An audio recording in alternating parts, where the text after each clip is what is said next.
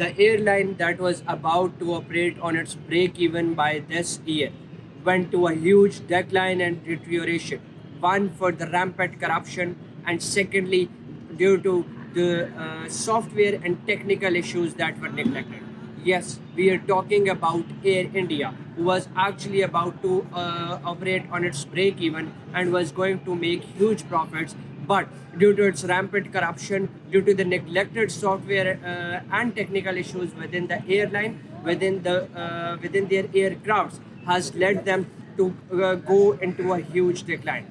This is one of the reasons. But secondly, in context of the May 2025 conflict, the tense relations between Pakistan and India led to enormous consequences for India especially.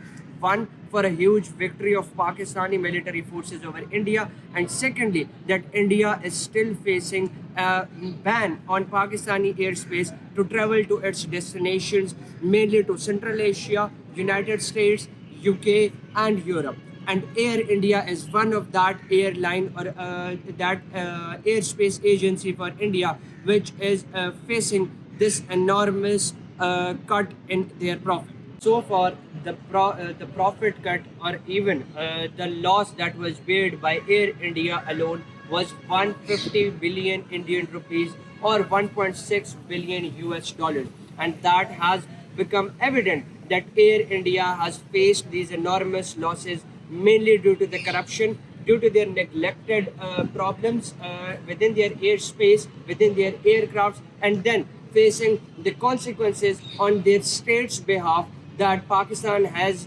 shut down their airspace for Air India as well, along with all the air agencies of India, and now 1.6 billion US dollars is the projected amount of loss paid by Air India alone in India. Various management flaws, repeated delays, and bad management and services to their clients. Air India has paid an enormous loss of $1.6 billion.